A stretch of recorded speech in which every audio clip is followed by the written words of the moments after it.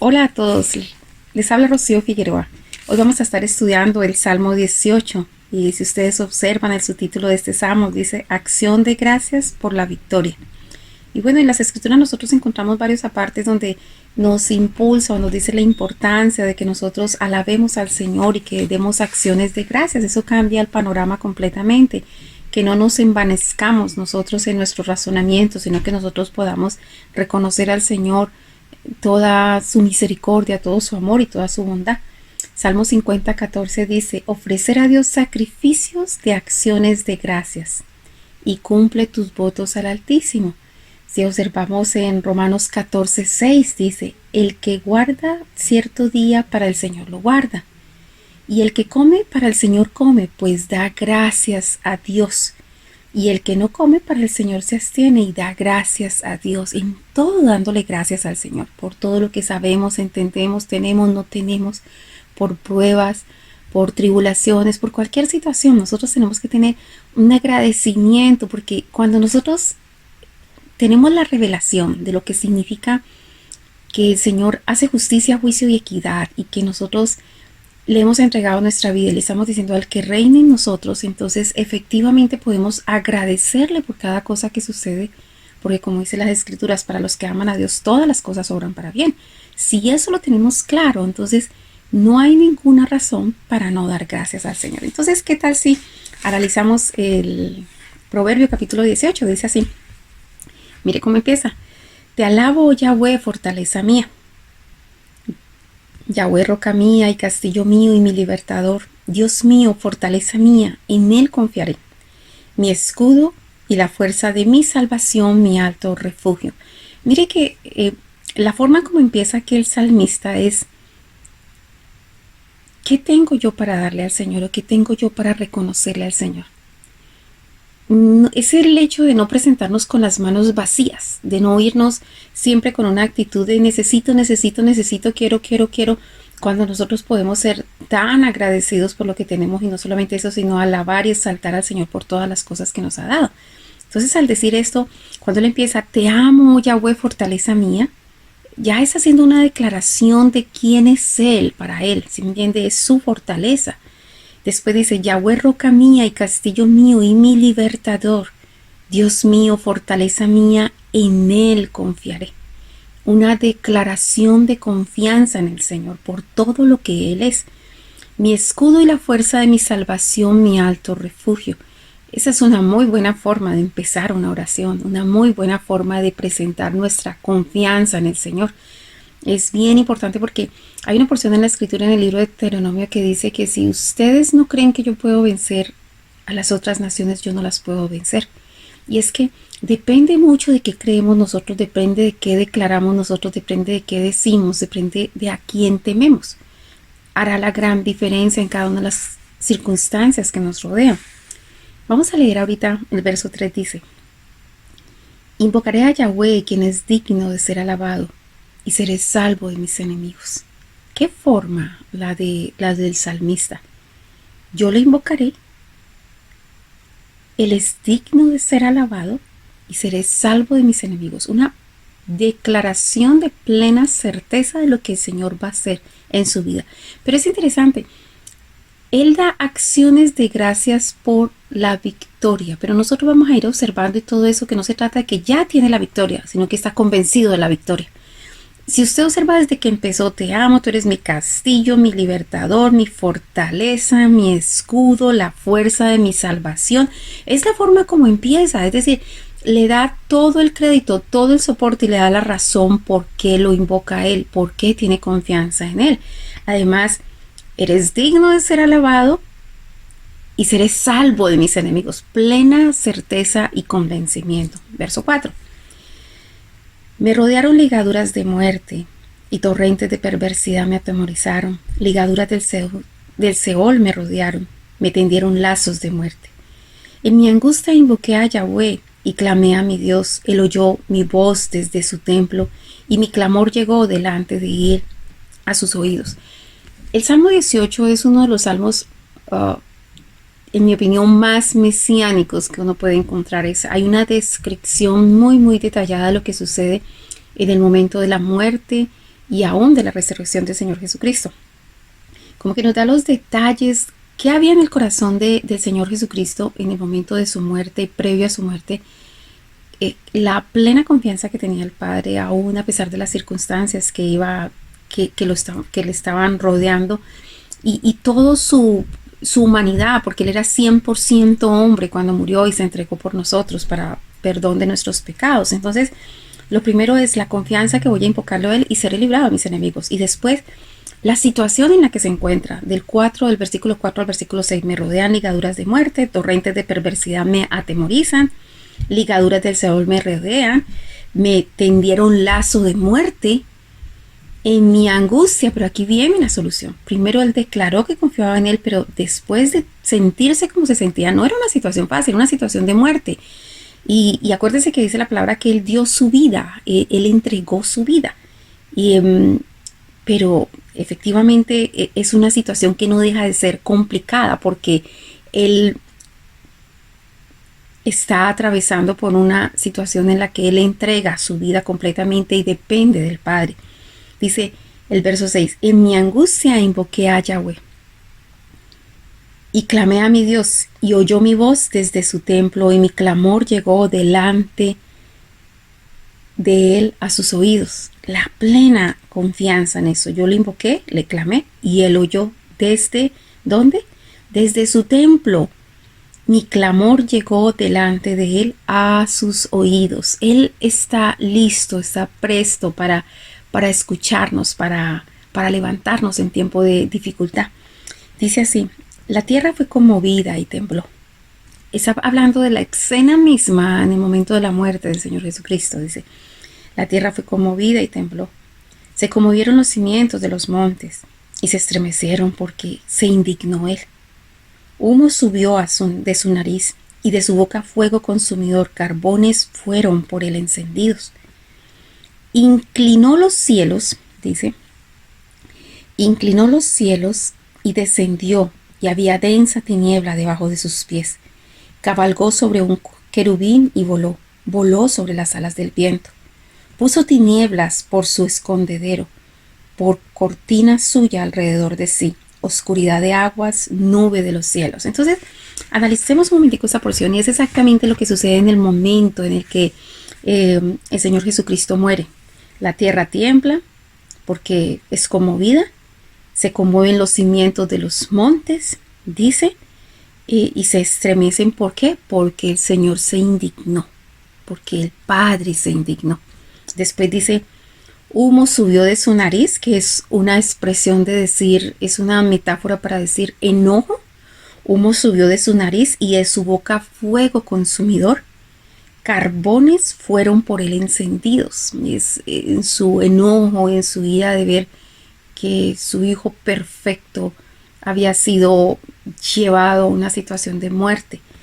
Después dice, inclinó los cielos. ¿Por qué inclinó los cielos? Nosotros vemos a través de las escrituras que hay 3 cielos. Está el cielo donde está la gloria de Dios, el segundo cielo donde se pelean todas las batallas espirituales, y el cielo que nosotros vemos. Entonces, en el segundo cielo, donde se pelean todas las batallas espirituales, yo le pido a usted que usted pueda verlo desde la dimensión de 2 de las porciones bíblicas que nos lo reflejan claramente. Una de esas porciones bíblicas es en Efesios capítulo 6, cuando la palabra dice, porque no tenemos guerra contra carne ni sangre, sino contra huestes espirituales en las zonas celestes, en el segundo cielo.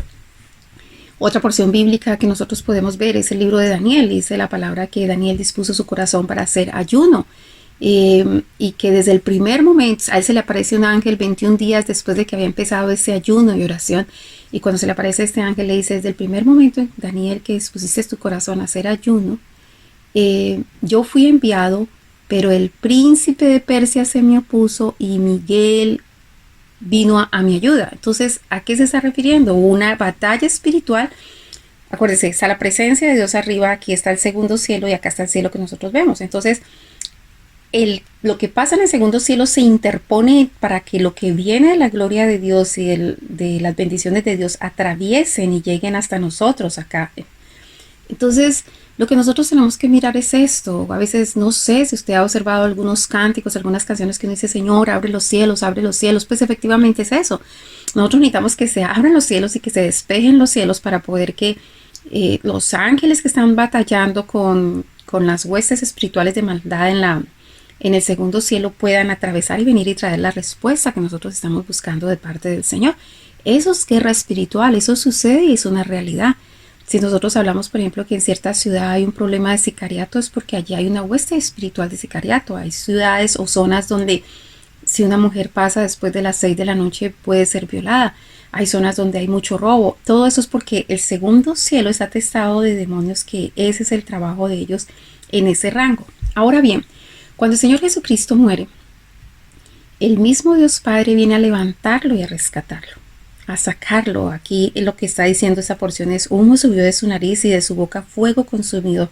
Carbones fueron por él encendidos. Inclinó los cielos y descendió. ¿Por qué iba a inclinar los cielos? Por una sencilla razón. Él no iba a pasar por el segundo cielo, porque él es santo, santo, santo. Él no iba a atravesar el segundo cielo.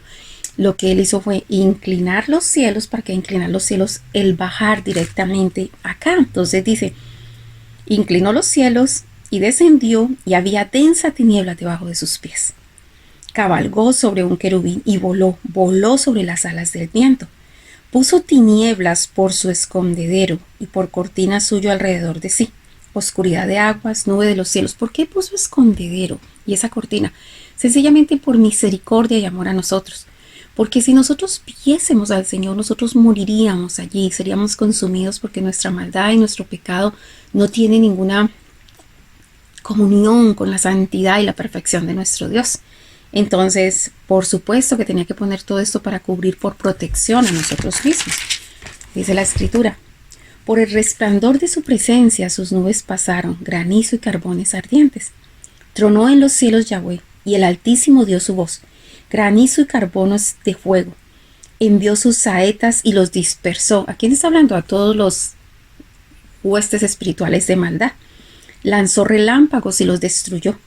Entonces aparecieron los abismos de las aguas, y quedaron al descubierto los cimientos del mundo, a tu reprensión, oh Yahweh, por el soplo del aliento de tu nariz. Todo eso sucedió por el enojo que tenía el Señor, porque su hijo acababa de ser muerto para perdonar el pecado de todos nosotros. Yo creo que usted, que es padre o madre, sabría lo que eso significaría, ¿no? Si uno de sus hijos tiene que fallecer y morir para pagar la culpa de otros. Verso 16 dice: envió desde lo alto, me tomó, me sacó de las muchas aguas, me libró de mi poderoso enemigo y de los que me aborrecían, pues eran más fuertes que yo. Me asaltaron en el día de mi quebranto, mas Yahweh fue mi apoyo. Me sacó a lugar espacioso, me libró porque se agradó de mí.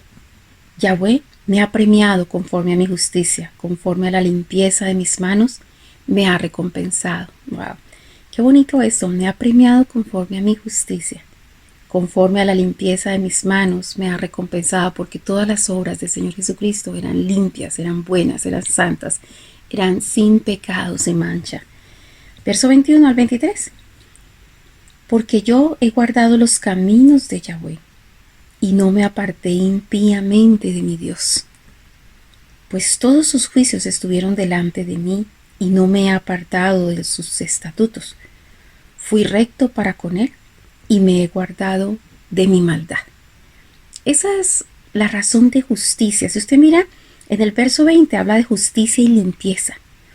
Y después habla de guardarse en sus caminos. Acuérdese que la palabra camino significa costumbres y tradiciones. Entonces, el Señor guardó las costumbres y las tradiciones que el Padre había planteado a través de todos los mandamientos, leyes y estatutos. Él nunca se desvió ni a derecha ni a izquierda. Puede que la palabra desviar tiene una connotación basada en el camino. ¿Dónde te llevan tus pasos? ¿Cuáles son las cosas que tú haces? ¿Cuáles son las cosas que tú celebras? ¿Cuáles son las cosas cuáles son las fiestas que tú celebras? ¿Cuáles son tus costumbres? ¿Cuáles son tus tradiciones? Allí se demarca la palabra camino. Dice el verso 24. Por lo cual me ha recompensado Yahweh conforme a mi justicia, conforme a la limpieza de mis manos delante de su vida. Esta es una porción que escribió David. Este salmo lo escribió David, pero lo escribió inspirado en el Espíritu Santo, mostrando realmente el sentimiento que tenía el Señor Jesucristo en todo el momento de su muerte y en el momento en que fue rescatado y liberado de toda esa condición de muerte. Verso 25 dice así: con el misericordioso, y esto tiene mucho que ver con nosotros, con el misericordioso te mostrarás misericordioso y recto para con el hombre íntegro. ¿Queremos nosotros alcanzar la misericordia del Señor? Pues tenemos que ser misericordiosos. ¿Queremos tener paz en nuestra vida? Pues nosotros llevemos la paz donde quiera que vayamos. ¿Queremos tener amor? Pues seamos los que demos mucho amor. Queremos ver la mano fuerte de bendición en nuestras vidas, en medio de nuestras necesidades. Seamos de las personas que miramos la necesidad de otros para cubrir la necesidad de otros, y no ser apáticos a la necesidad de otros esperando que Dios cubra las necesidades nuestras. Es un principio básico, ¿no? Un principio elemental en las cosas del Señor. Es que todo lo que queremos para nosotros son cosas que nosotros tenemos que activar para darle a los demás. Verso 26. Limpio te mostrarás para con el limpio y severo serás para con el perverso, porque tú salvarás al pueblo afligido y humillarás a los ojos altivos. Entonces, en todo hay una reciprocidad, ¿se entiende? Misericordioso para que con el que se muestra misericordioso, recto para con el hombre íntegro, porque la integridad de una persona es la rectitud de esa misma persona. Entonces, si te muestras íntegro, el Señor va a hacer, va a mostrarte eso mismo. Limpio te mostrarás para con el limpio. Es decir, todo lo que nosotros queramos tener del Señor es el carácter que nosotros tenemos que desarrollar en nuestras vidas. Es la única manera de poder tenerlo, es desarrollando ese carácter en nuestras vidas.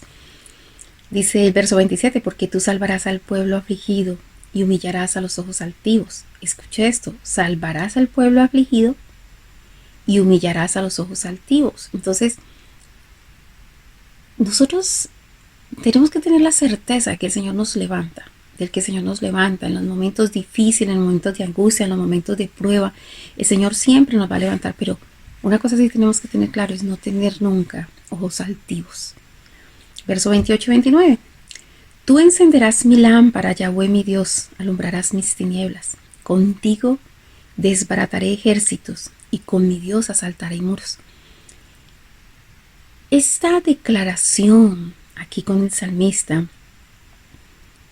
le permite a una persona cuando se va a enfrentar a algo, estar preparado antes de. Tú encenderás mi lámpara. Escuche esto. Yahweh mi Dios alumbra mis tinieblas. Todos necesitamos en algún momento de nuestra vida y constantemente en nuestras vidas, por efecto de nuestro caminar y de nuestro andar, pueden empezar a entrar tinieblas a nuestras vidas. Y nosotros necesitamos estar atentos a esto. Yo a veces digo, cuando estoy enseñando acerca de guerra espiritual, que a veces el peor enemigo que uno tiene es uno mismo. Entonces, seamos audaces y seamos personas muy alertas y muy avisadas, entendiendo que nosotros necesitamos que el Señor encienda constantemente la lámpara en nosotros. La palabra tiene que ser activada en nosotros, el Espíritu Santo como un aceite que va a ayudar a que la lámpara se mantenga encendida, porque el Espíritu Santo nos está hablando la palabra del Señor, nos está hablando sabiduría, nos está dando su consejo, nos está hablando inteligencia, temor de Yahweh, gracia.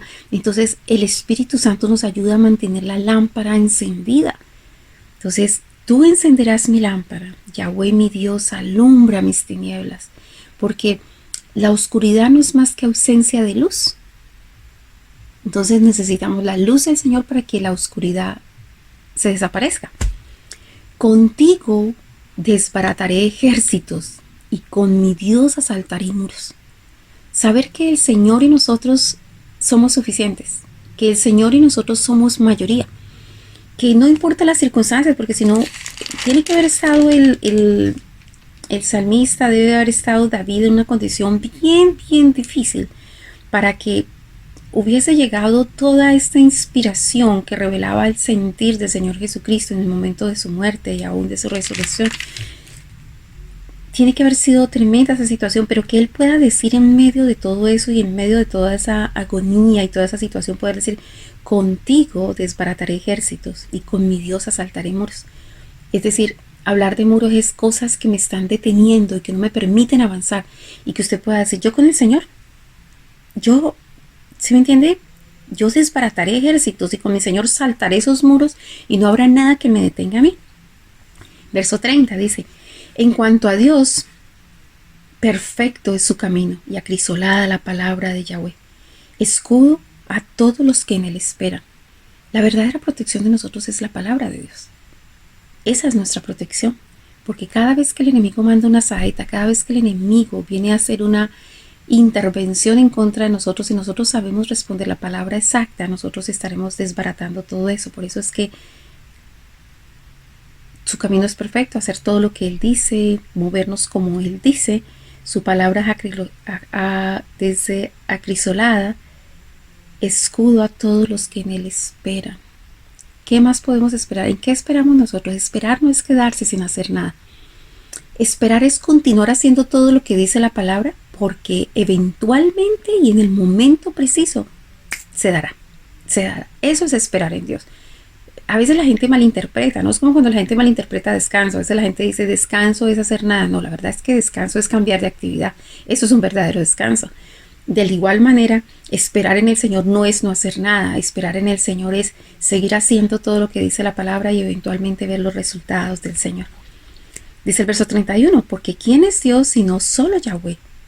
¿Y qué roca hay fuera de nuestro Dios? Efectivamente no hay ninguna roca en la que nosotros nos podamos poner firmes más que nuestro Señor. Él es la roca de nuestra salvación. Solo uno es Dios y ese es Yahweh de los ejércitos. Verso 32.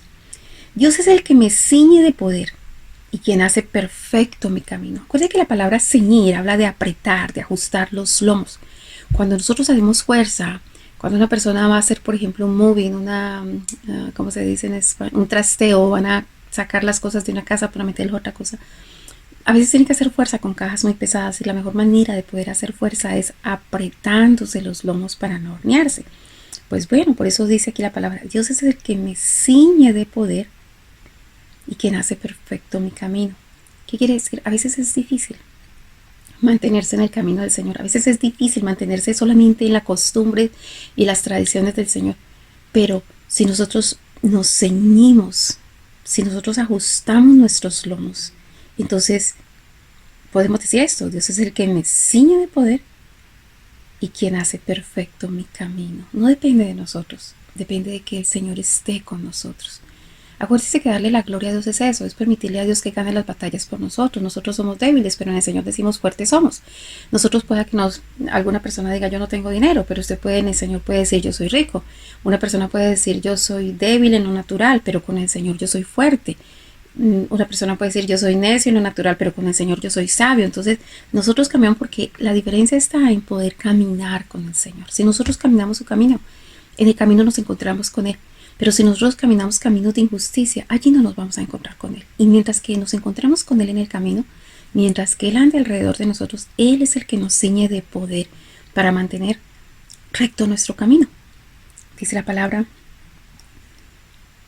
está hablando que Él es quien hace perfecto mi camino, quien hace mis pies como de ciervas y me hace estar firme sobre mis alturas. A veces nosotros podemos alcanzar muchas alturas en nuestras vidas por nuestras fuerzas. Y cuando se trata de alcanzar alturas por nuestras fuerzas, tarde que temprano podemos caer de esas alturas y no podemos estar firmes. En cualquier momento se nos cae el edificio. Nos caemos nosotros del mismo edificio que nosotros construimos.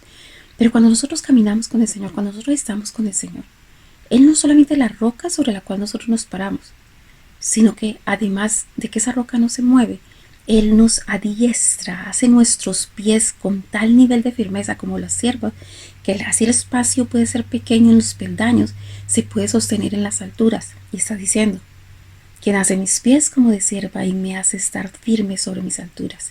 Una vez que usted sube por el Señor, una vez que usted llega por el Señor, usted puede estar firme.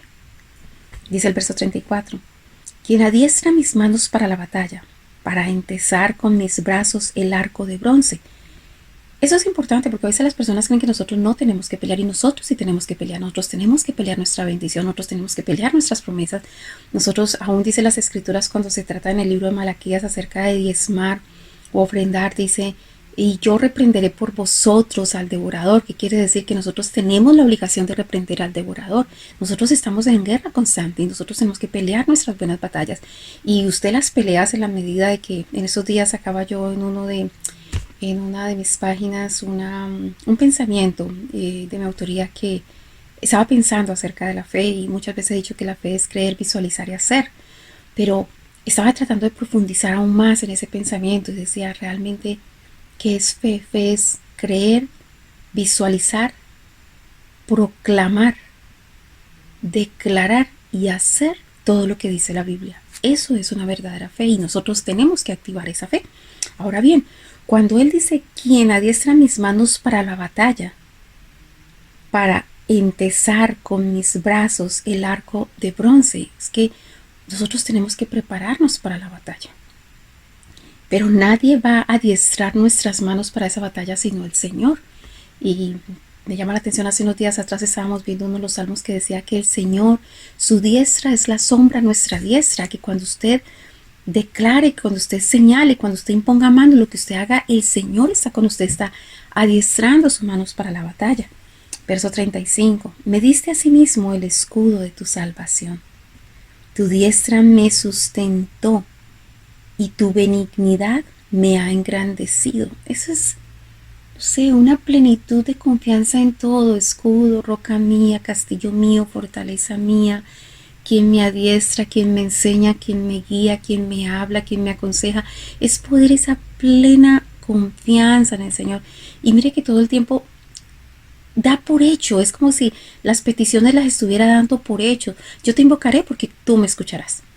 Tú me salvarás, tú, ¿sí me entiende? Todo el tiempo lo da por hecho y lo está agradeciendo porque ya lo da por hecho. Verso 36. Ensanchaste mis pasos debajo de mí y mis pies no han resbalado. Perseguí a mis enemigos y los alcancé. Y no volví hasta acabarlos. Mire esto. A veces nosotros cuando se trata de las batallas espirituales, nosotros somos muy defensivos. Estamos defendiéndonos y el enemigo nos hace algo y entonces defendiéndonos y tratando de sobrevivir y tratando de mantenernos. Pero no se trata de que nosotros seamos todo el tiempo defensivos, sino que nosotros tenemos que volvernos ofensivos. Nosotros tenemos que pelear nuestras bendiciones, tenemos que agarrarla. La palabra dice que solamente los violentos arrebatan el reino de los cielos. Pues bien, aquí está diciendo que dice, perseguí a mis enemigos, verso 37, y los alcancé, y no volví hasta acabarlos. Es decir, no era el enemigo que me estaba persiguiendo a mí. Soy yo la que voy a perseguir al enemigo y lo voy a acabar.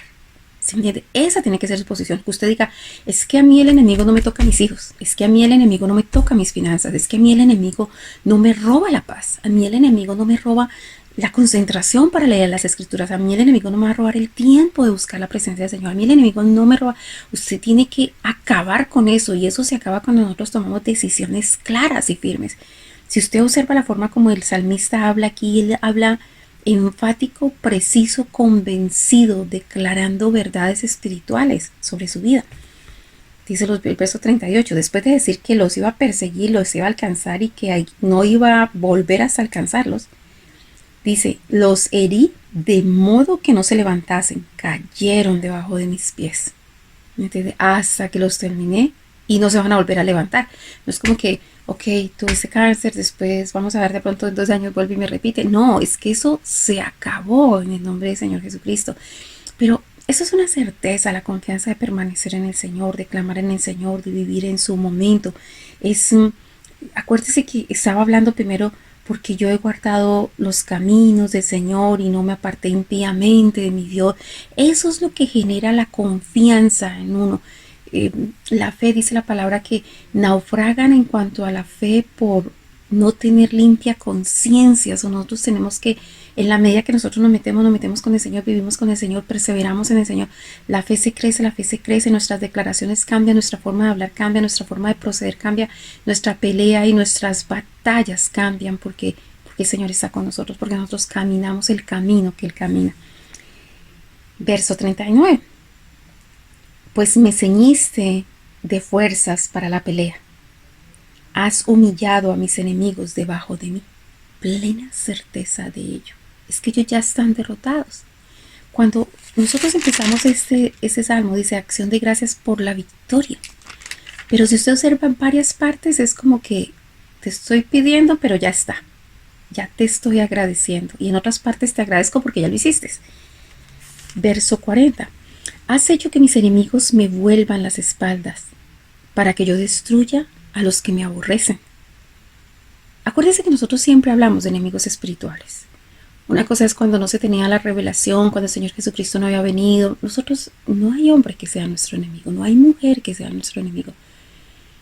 Nosotros tenemos enemigos espirituales, como dice el libro de Efesios. Nuestra guerra no es contra carne ni sangre, sino contra huestes espirituales en las zonas celestes. Entonces, enfoquémonos bien cómo es nuestra dirección en la batalla. No sea que estemos peleando con sombras de los verdaderos enemigos que nosotros tenemos.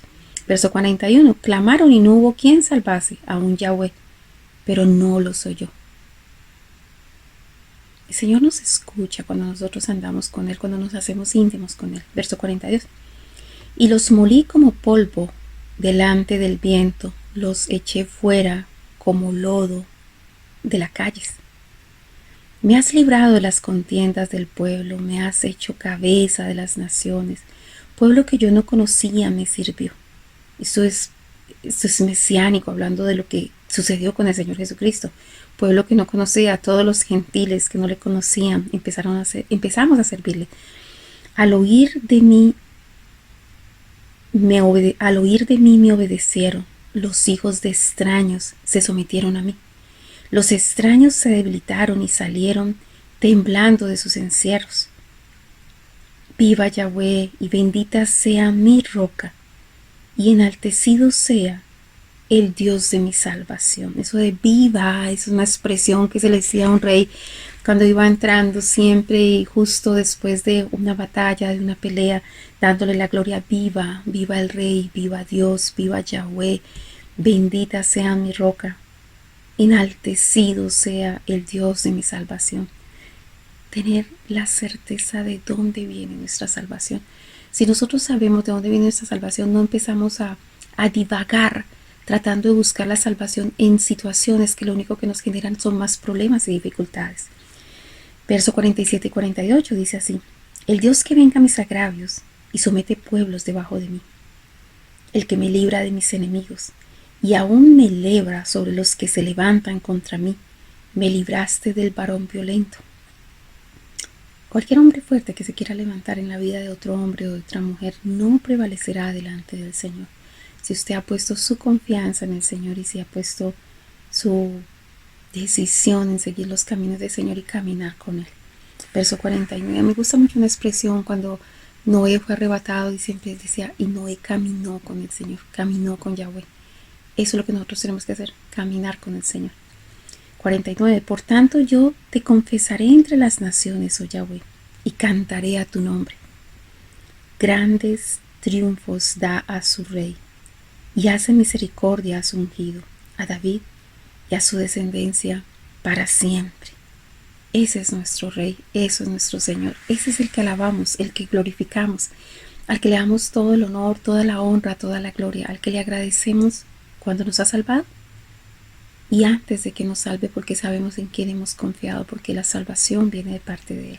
Cuídense y un abrazo grande, bendiciones y que la gracia del Señor sea con todos ustedes. Bendiciones, bye.